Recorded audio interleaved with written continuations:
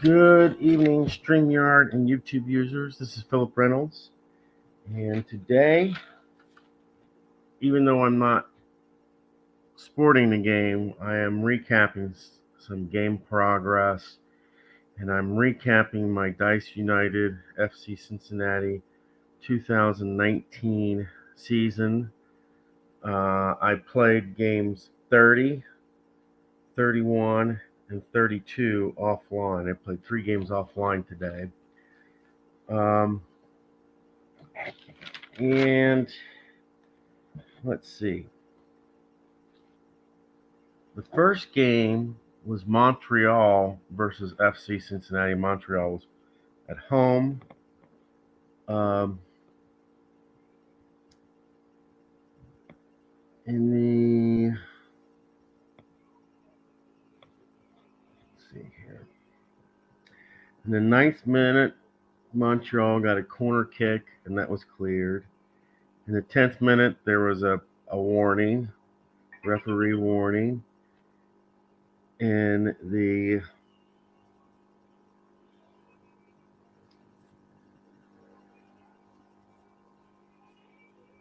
19th minute, says here, there was a free kick, and Cincinnati got a goal, and that was Uola was the assist, and Adai got the goal, and that put Cincinnati up 1-0. Just a second. I put Cincinnati up 1-0. And then in the 35th minute, Montreal got a penalty, and that was Chaumet. In the 40th minute, there was a corner kick, and that was a keeper check, and that was a goal by assist by Chaumet, and Uratai got the goal, and that's put the game at 1-1, and 1-1 was the halftime score. Okay. And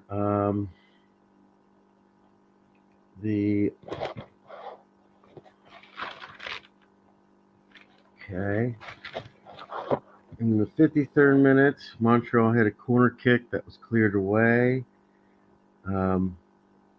FC Cincinnati in the 60th minute got a yellow card, and that was on Cruz. Montreal got the ball in the 66th minute, that was stopped. In the 80th minute, Powell got a yellow card, that was on Powell. In the 83rd minute, Montreal got the ball, but it was blocked. In the 86th minute, Montreal had a corner kick, but that was cleared away. In the 5th stoppage time, in the second half, Montreal got the corner kick. It was cleared.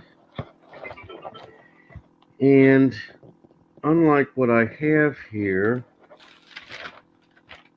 the game ends right there, and it was a tie of 1-1.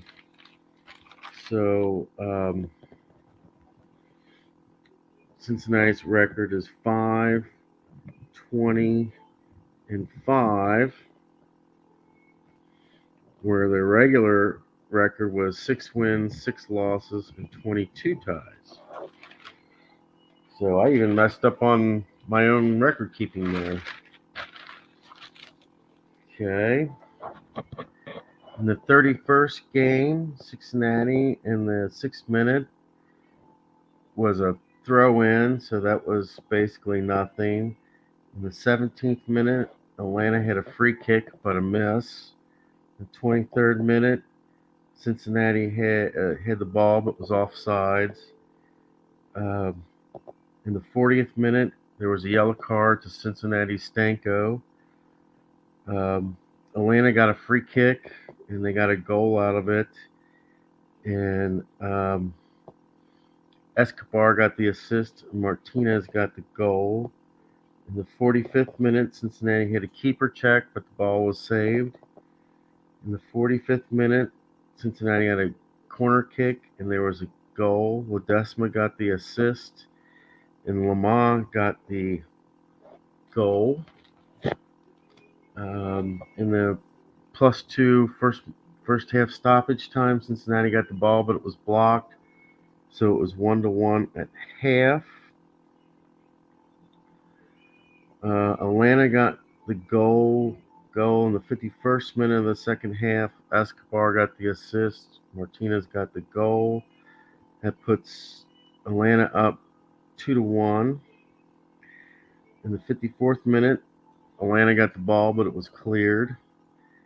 In the 62nd minute, Cincinnati got a penalty kick, and there was a goal by Cruz, so it put them up 2-2.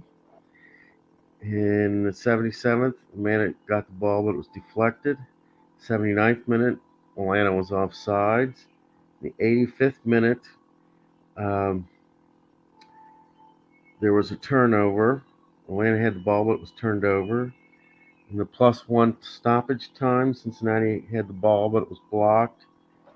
And in the +3 minute mark, the ball was blocked again. So that was also a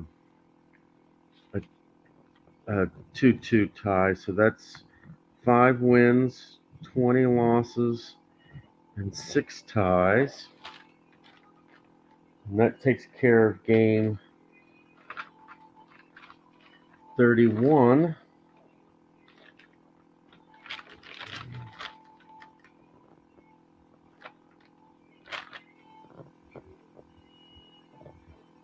Okay.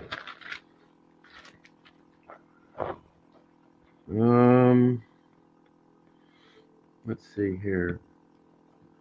In the 10th minute of game 32, Cincinnati got an injury.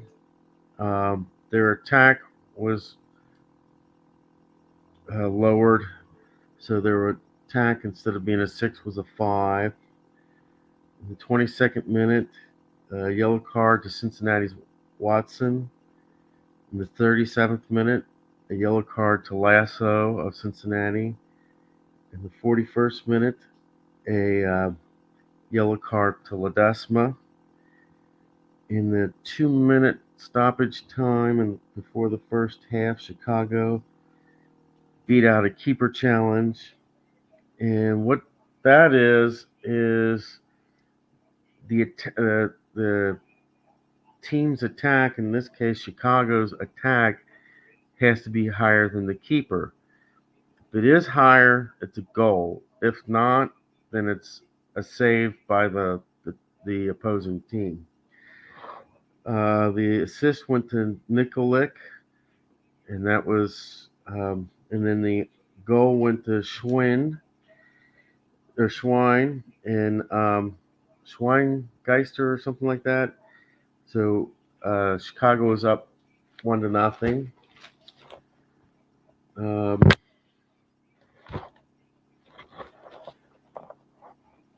In the 52nd minute, Atlanta had the ball, but there was a counter. Cincinnati, they got the ball instead. Corner kick, but it was cleared away. 58th minute, there was a yellow card on Chicago's Adams.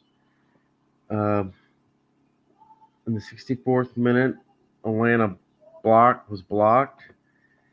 In the 69th minute, let's see, there was a yellow card to Atlanta's Corrales, and there was a second injury for Cincinnati. Their control was lowered 1, so their control was 4, and that left Cincinnati with 9 players. And just in case you know, because want to know, I checked it out. The minimum number of players to continue a game is 7. So you would have to lose like 5 players in order for the game for a team to have to forfeit. In the 80th minute, Cincinnati was blocked. In the 83rd minute, which was the beginning of crunch time, and that's because when I rolled over 90. Uh, Yellow card to Cincinnati's Baritone. In the 90th minute, there was a yellow card to Cincinnati's Stanko. In the plus 3 minute stoppage time, Cincinnati had a corner kick, but the keeper saved the ball, and so Chicago wins 1-0. So that leaves our record at 5 wins, 21 losses, and 6 ties. And they're, like I said before, Cincinnati's last,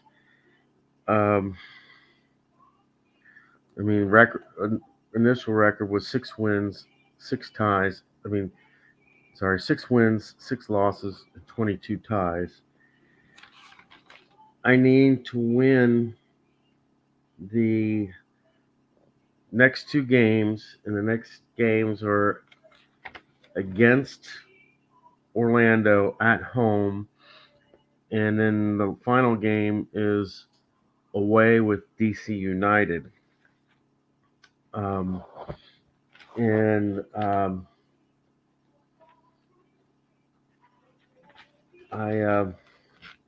I'm really looking forward to that. I would have liked to at least get one to tie their record, to at least get what Cincinnati got. That would make me happy. To get 2 wins, I would be ecstatic. I would be really, really ecstatic. And I looked at their 2020 season. Currently, Stone Mountain Press is not thinking of putting out the 2020 cards because it was a shortened season and we all know why to that. And the other thing with that, I could replay it with the cards I have, but I don't have International Miami. International Miami was a new team in 2020, and they played them the last game of the season, and they lost. So their record really was 4 wins, 3 without International Miami. Their record was 4 wins, 3 losses, and 15 ties. And that's something that I could decide to do, but right now I'm not. I haven't forgotten about the Bolorama tournament that I started, but I never even got really out of the gates because I didn't even finish the first round of the first match. And then I wanted to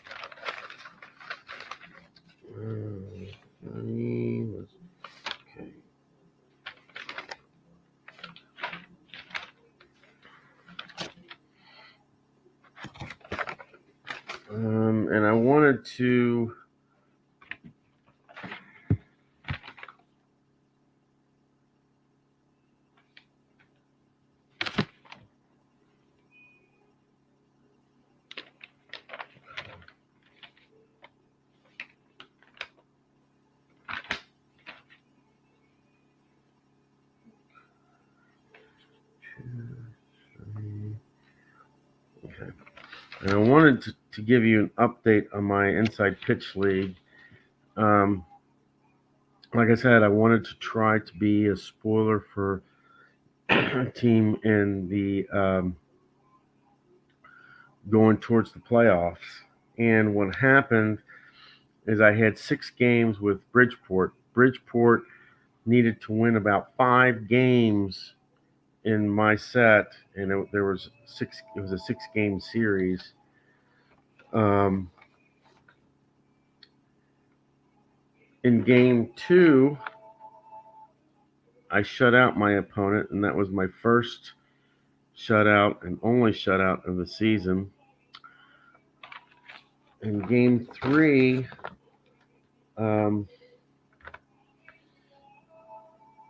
I got a home run in the bottom of the 9th. I got a home run in the bottom of the 9th, and I won 8-7. And this is the game. This is the game that cost my opponent his playoff chance. And then in my 5th game, the second to last game, I had a guy that was 3 for 5. I had a guy that was 4 for 4. My catcher got injured, and you would think with stats like that maybe I might have won that game, but no, I didn't. And the thing about the 3 for 5, the guy who was 3 for 5, those 3 hits were home runs. They were all home runs. Yes. And my guy who was 4 for 4 had 2 doubles and 2 singles. And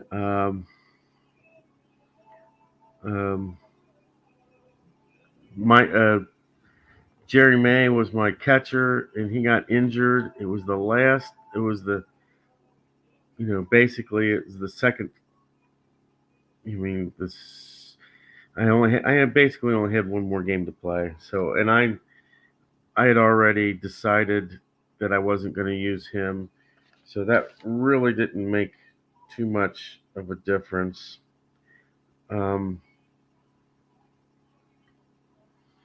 But what was really neat is this